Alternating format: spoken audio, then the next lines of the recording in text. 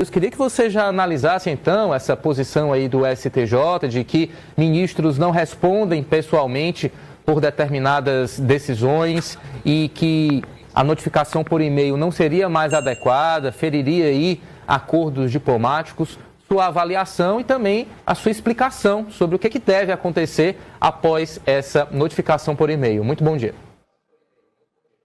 Bom dia, obrigado pelo convite. Olha, esse papo acho que é de pouca relevância, é simplesmente uma distração. Caso o ministro responda como pessoa física, caso responda Estado brasileiro, tanto faz. O réu tem 21 dias, agora já 19, desculpa, 20 dias, agora 20 dias para responder. Do jeito que ele quiser, com o Estado brasileiro, sem o Estado brasileiro. Isso vai, se ele deve responder como pessoa física ou em sua função oficial, vai ser determinado pela Corte Federal nos Estados Unidos, não vai ser determinado pelo papo mediático no Brasil. O importante seria que ele responda, o qual a gente está aguardando respeituosamente. Então, esse é o primeiro ponto fundamental, né?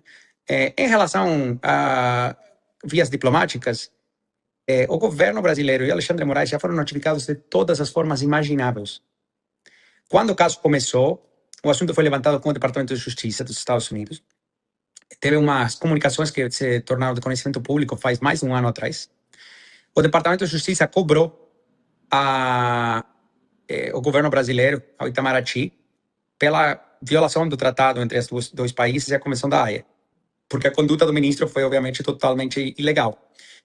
Um juiz estrangeiro não pode forçar empresas e pessoas físicas dentro do território americano protegidas pelas leis e a Constituição dos Estados Unidos a cumprir com mandados estrangeiros sem conhecimento do governo americano e da justiça americana. Assim como seria a mesma situação no Brasil. Eu fui procurador federal nos Estados Unidos, tá? Quando a gente fazia investigações internacionais, só para te dar um contexto, e a gente queria entrevistar uma testemunha no Brasil, o protocolo entre os países requeria que o Ministério Público Federal fosse notificado com antecedência e a Polícia Federal, e que o MPF e a PF tenham a oportunidade, se eles escolherem, de participar da entrevista de uma testemunha no Brasil. Os Estados Unidos sempre cumpriu e respeitou isso. Assim como os Estados Unidos sempre respeita que mandados da justiça americana são encaminhados pela autoridade central brasileira. Então, quando a gente processou Alexandre Moraes, a gente seguiu o caminho jurídico certo. Por isso que estamos aqui demorados 460 dias e agora o processo vai andar com muita força. Porque o governo americano e acho que a justiça americana se cansaram de dar oportunidades para as autoridades brasileiras, para Alexandre Moraes responder. Então, já começando em abril, maio de 2025, o Departamento de Justiça cobrou Itamaraty. Respondeu o Ministério da Justiça por escrito, o Ministério da Justiça do Brasil, explicando que o que o Alexandre Moraes tinha feito estava errado, não estava correto, mas que isso basicamente não aconteceria nunca mais. E essa documentação do Ministério da Justiça brasileiro de maio de 2025 também se tornou pública. Então, se vocês procuram, vão achar. Após isso, teve uma advertência do secretário Marco Rubio, acho que em maio de 2025, sobre as questões de censura. Depois, em começo de julho de 2025, teve a revogação do visto do ministro, até onde eu entendo. Depois, 30 de julho, teve as sanções econômicas impostas pelo Departamento do Tesouro. O presidente falou 50 vezes do assunto, o secretário do Tesouro falou muitas vezes do assunto. Nós emendamos nossa queixa na justiça americana em julho também de 2025. Por quê? Porque o Alexandre Moraes encaminhou uma nova ordem de censura, né? Não só que ele encaminhou em janeiro e fevereiro de 2025, sino que ele mandou de novo em julho de 2025. Após isso, em agosto, a gente começou o processo de tratado internacional e a convenção entre os países, que chama Convenção da Haia. Em setembro de 2025, o pedido da Rumble e da Tramidia para intimar o ministro chegou no Brasil, foi para a Autoridade Central Brasileira, a Autoridade Central Brasileira encaminhou certinho para o STJ, e aí o STJ declarou sigilo de justiça, algo extraordinário num simples processo de intimação civil, convidou a se pronunciar a PGR, convidou a se pronunciar a AGU, mas, ironicamente, porque estamos falando de um caso de liberdade de expressão, todos se pronunciaram sobre sigilo, então ninguém sabe qual que foi o raciocínio deles, quais foram as justificações jurídicas. Então teve todo um processo em sigilo, do qual ninguém, nem o público, nem a Rumble, nem a mídia puderam participar ou ver, nem o governo americano. E aí a STJ determinou, acho que foi em janeiro desse ano, que se recusava a notificar o ministro, sem explicação nenhuma. Uma decisão, de novo, em sigilo, não? A ironia de que tudo que é liberdade de expressão tem que ser tratado sobre sigilo. Bom, aí em fevereiro a gente voltou à justiça americana e explicou simplesmente fato por fato tudo o que aconteceu. A juíza se tomou 4 meses para deliberar e finalmente determinou o que é óbvio, né? Que é um processo totalmente politizado, que as instituições brasileiras não estão operando de uma forma normal, seguindo o processo jurídico, e porém o processo tradicional está indisponível. Então, por causa de todas as barbaridades cumulativas que começou com Alexandre, depois que AGU, PGR, etc., STJ fizeram para encobrir ele, todos os esforços de todas as autoridades foram descartados e a juíza autorizou de forma extraordinária que Alexandre receba o mesmo método de intimação que ele tentou encaminhar para o Rumble, por e-mail. Simplesmente responda ao e-mail que ele mandou com as ordens de censura sigilosas, ilegais, e encaminhe a intimação, que foi exatamente o que a Rumble fez ontem. Então temos aí toda a linha do tempo, né, dessa crise, dessa tensão envolvendo a Rumble e o ministro do STF, Alexandre de Moraes, né, e as críticas aí de Martim de Lucca à postura do ministro do STF, né, classificada aí como bárbara. Martim, você citou agora há pouco que o ministro Alexandre de Moraes tem agora 20 dias para responder essa notificação. Caso ele não responda, o que pode acontecer? Uma nova aplicação da Lei Magnitsky, uma ação mais dura da Justiça ou até do governo norte-americano contra ele? Queria que você explicasse para a gente também.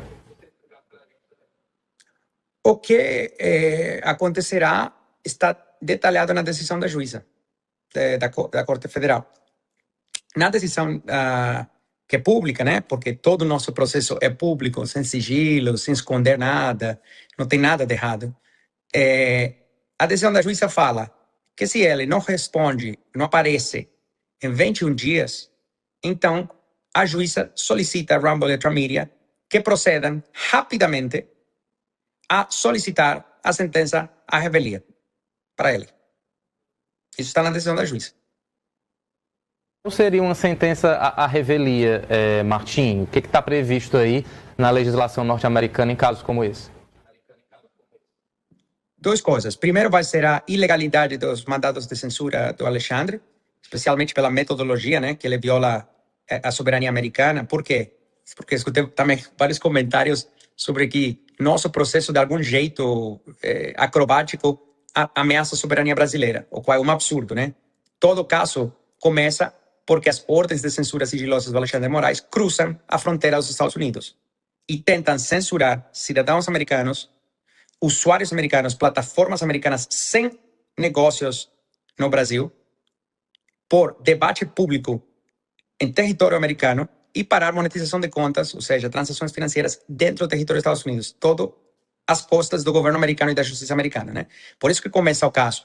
Então, a gente pede que a juíza declare a nulidade dos mandados de censura do Alexandre de Moraes, que declare que esse tipo de ordens, que até onde eu entendo, só o único ministro do STF, o único juiz brasileiro que pisa na bola desse jeito e encaminha esse tipo de mandados para os Estados Unidos é Alexandre de Moraes. Não temos conhecimento de nenhum outro juiz ou ministro ter feito isso. Então, que declare esse tipo de conduta e de mandados inválidos de forma ampla, coisa que as próximas vítimas dos mandados de censura dele não precisem passar por todo esse processo para cumprir, porque a Justiça Federal Americana já invalidou a ordem de censura, né? E a metodologia dele. E, finalmente, o que as empresas vão solicitar são os danos econômicos sofridos pela conduta de Alexandre de Moraes. Por exemplo, em fevereiro de 2025, o Alexandre ameaçou, além de bloquear a plataforma no Brasil, o qual ele fez, e até hoje continua bloqueado, ele impôs, se não me engano, uma multa por volta de R$100 mil por dia, se acumulando, né? Então, isso dará vários milhões, que vai entrar na conta dos danos que ele vai ter que pagar, se algum dia a Rumble tiver que pagar isso.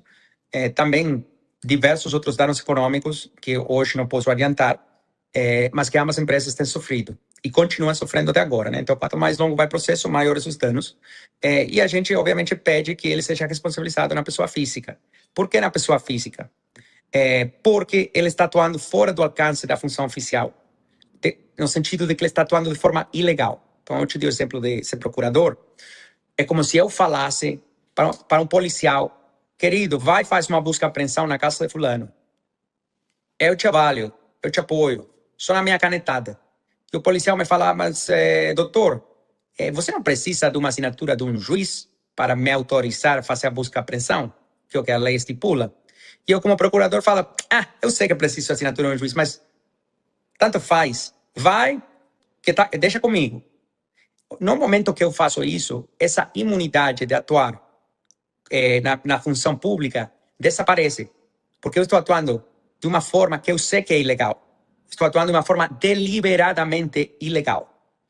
Inclusive, o papo que o STF tem falado extraoficialmente para a mídia reforça isso, porque eles falaram o seguinte: que ele deveria responder na capacidade oficial, que o Estado deveria defender ele, porque só responderia de forma pessoal em situações extraordinárias, tipo fraude ou má-fé. E nós alegamos que o que o ministro fez é 100% má-fé, porque em ambos casos de censura que ele quis impor sobre residentes dos Estados Unidos, uma pessoa que é residente e outra uma pessoa que é cidadã, mas ambos protegidos pela primeira emenda da Constituição dos Estados Unidos, em ambos casos, o ministro sabia que ele precisava interagir e passar pela justiça americana e pelo governo dos Estados Unidos. Por exemplo, um caso que já é de amplo conhecimento público é de Alan dos Santos, tá? Jornalista brasileiro que agora está refugiado lá na Flórida. Qual foi o caso do Alan dos Santos? No 2024, Alexandre de Moraes pediu a extradição dele dos Estados Unidos. Essa extradição foi recusada pelo governo dos Estados Unidos no 2024 mesmo, considerando que ele estava sendo perseguido por um crime político e por um crime de speech, né, de debate público, o qual não é crime e nunca poderá ser crime nos Estados Unidos. Bom, após a extradição dele ter sido recusada, ou seja, o governo americano sabia, a justiça americana sabia e Alexandre de Moraes sabia, ele resolve encaminhar por e-mail, escondido, uma ordem de censura direto para Rumble, sem notificar os mesmos agentes do governo americano com os quais ele tinha interagido para o processo de extradição, sem notificar a justiça americana, para que Rumble bloqueie todo o conteúdo do Alan dos Santos e bloqueie a monetização de contas dele. Estamos falando de um residente da Flórida, em território americano, com contas nos Estados Unidos, contas de usuário e contas bancárias. Em que cabeça cabe isso? Escondido das autoridades americanas. Meses após, as autoridades terem recusado a extradição por ser um crime político, de perseguição política. Né? Então, isso é má-fé. Funcionário público que atua de má-fé não tem imunidade. Então, a gente pede responsabilizar ele, pessoa física.